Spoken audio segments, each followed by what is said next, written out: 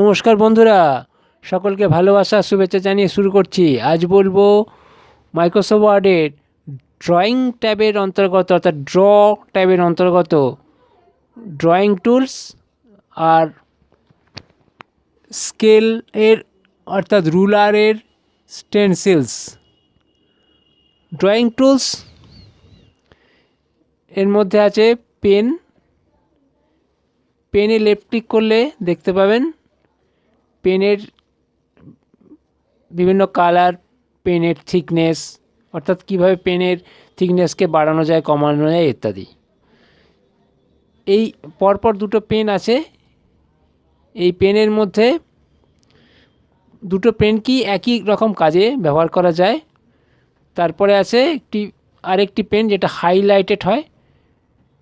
আমি আপনাদের বোঝানোর সুবিধার জন্য প্রথমে আমি কিছু লেখা আনি র্যান্ড কমান্ডের সাহায্যে। RAND র্যান্ড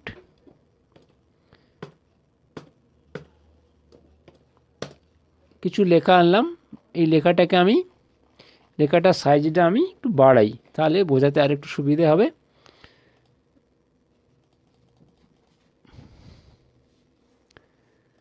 ড্রয়িং ট্যাবে গিয়ে ড্রয়িং টুলসের প্রথমে যে পেনটি আছে সেই পেনে লেফট ক্লিক করলাম, সঙ্গে সঙ্গে পেনে একটি ড্রপডাউন দেখা যাবে। এই ড্রপডাউনে থেকে আপনি পেনের থিকনেস বাড়াতে পারবেন, কমাতে পারবেন। মাইনাসের দিকে ক্লিক করলে থিকনেস কমবে, আর প্লাসের দিকে ক্লিক করলে থিকনেস বাড়বে। আমি সবথেকে ছোট অর্থাৎ সরু থিকনেস নিয়ে রেড কালারে ক্লিক করলাম, করে আমি ভিডিও প্রোভাইডসে তলায় দাগ দিলাম অর্থাৎ আন্ডারলাইন করলাম। কোনো লেখায় আন্ডারলাইন করার কাজে এই পেনের ব্যবহার হয়। এই পেনেতে যে ড্রপডাউন আছে সেই ড্রপডাউনে ক্লিক করলে অনেক রং পাবেন, এছাড়া ইউনিক কালারও দেখতে পাবেন। এবং আরও যদি কালার নিতে চান তাহলে মোর কালারসে ক্লিক করবেন। এখান থেকে যে কালারটি পছন্দ সেটাতে ক্লিক করে ওকে করে দেবেন, তাহলে সেই কালারটি এসে যাবে এবং সেই কালারের সাহায্যে আপনি লেখাতে আন্ডারলাইন করতে পারবেন। এখন পেনের ওই ড্রপডাউনে ক্লিক করে আপনি এর থিকনেস বাড়ান, অনেকটাই সব থেকে বেশিটা করে দিলাম, দিয়ে আমি এখানে আন্ডারলাইন করছি। দেখুন থিকনেস বেড়ে যাওয়ার ফলে আন্ডারলাইনের থিকনেসও বেড়ে গেছে। ঠিক তারপরে যে পেনটি আছে সেখানে আমি ক্লিক করলাম, ক্লিক করে আমি এখানে একই রকম থিকনেস বাড়ানো কমানো যায়। আমি মাইনাসে ক্লিক করে থিকনেসটা কমিয়ে নিলাম, কমিয়ে নিয়ে একটি কালার বেছে নিলাম ব্লু। সেই ব্লু কালার বেছে নিয়ে আমি লেখার তলায় আন্ডারলাইন করে দিলাম। অর্থাৎ দুটো পেনের সাহায্যেই আন্ডারলাইন করতে পারবেন। এখন এই আন্ডারলাইনগুলো তুলতে গেলে, আচ্ছা এর আন্ডারলাইন তোলার আগে আমি আরেকটি পেনের কথা বলি যে এই পেনটি হাইলাইট করতে সাহায্য করে।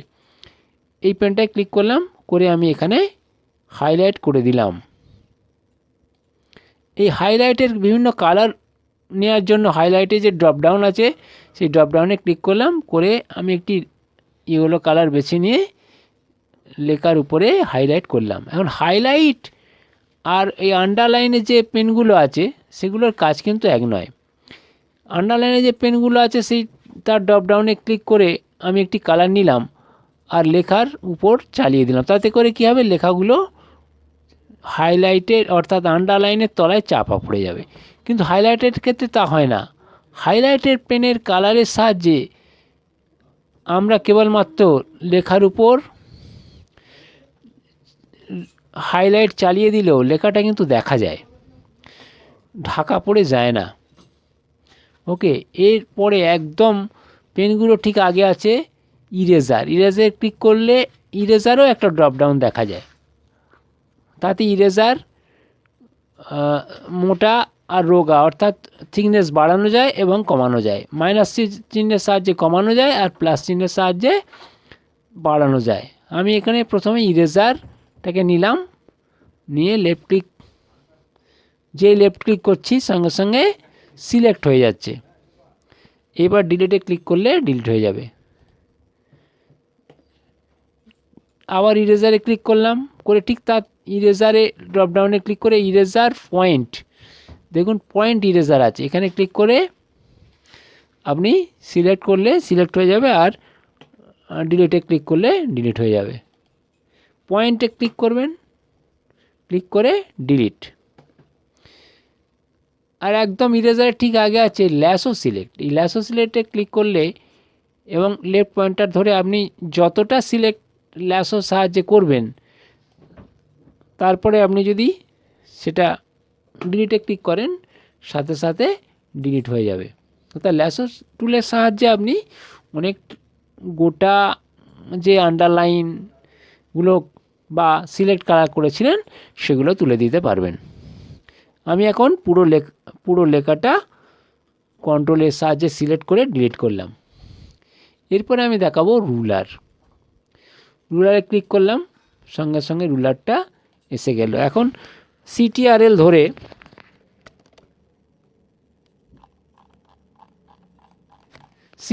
ধরে আমি এটাকে 0-তে নিয়ে গেলাম।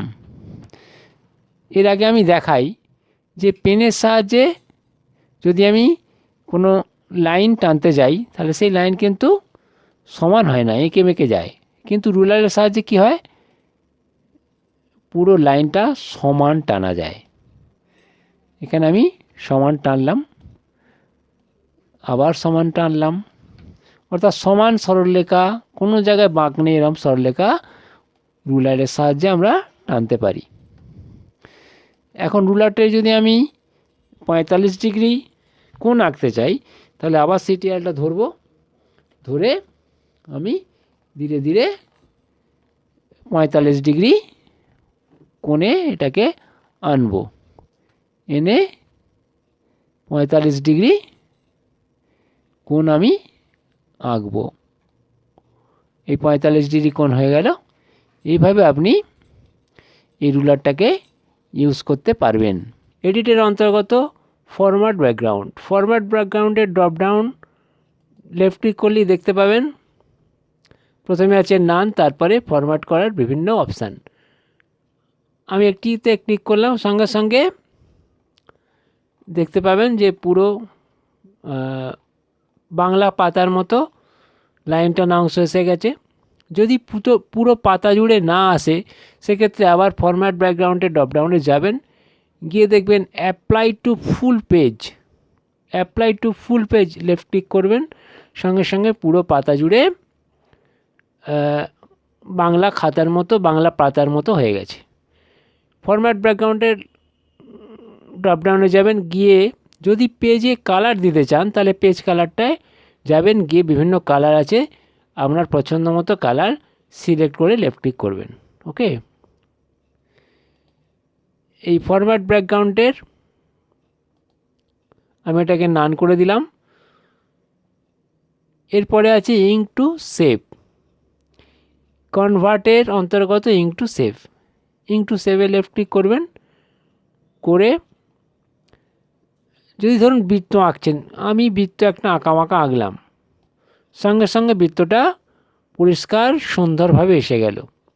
অর্থাৎ এখানে ইঙ্ক টু সেভ, অর্থাৎ আপনি যে কালি দিয়ে আঁকুন না কেন, যেভাবেই আঁকুন না কেন, যে শেপ আপনি দিতে চাইছেন, যেমন ধরুন চতুর্ভুজ আঁকছেন, একটা চতুর্ভুজ আঁকছি কিন্তু এঁকে মেঁকে আঁকছি, কিন্তু সঙ্গে সঙ্গে এই শেপটা ইঙ্ক টু শেপটা সঙ্গে সঙ্গে নিয়ে নেবে। অর্থাৎ আপনি একটু আঁকামাকা আঁকলেও শেপটা কিন্তু ঠিকঠাক নিয়ে নেবে।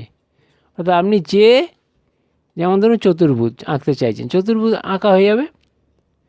আপনি যদি ধরুন ত্রিভুজ আঁকতে চাইছেন, তাহলে ত্রিভুজ আঁকতে গিয়ে যদি আঁকামাকা আঁকেন, অটোমেটিক্যালি ত্রিভুজটা সোজা আকারে হয়ে যাবে।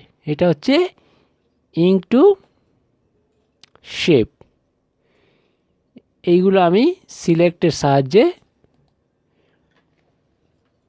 ডিলিট করে দিলাম। ডিলিট করার পরে এরপরে কনভার্ট মেনুতে দেখবেন ইঙ্ক টু ম্যাথে লেফট ক্লিক করলে একটি দেখবেন ম্যাথ ইনপুট বোর্ড এসে গেছে, রাইট ম্যাথ হেয়ার লেখা যুক্ত। এর নিচের দিকে দেখবেন একটি রাইট পেনের মতো আছে, তারপরে হচ্ছে ইরেজ, তারপর সিলেক্ট, আর শেষে আছে ক্লোজ।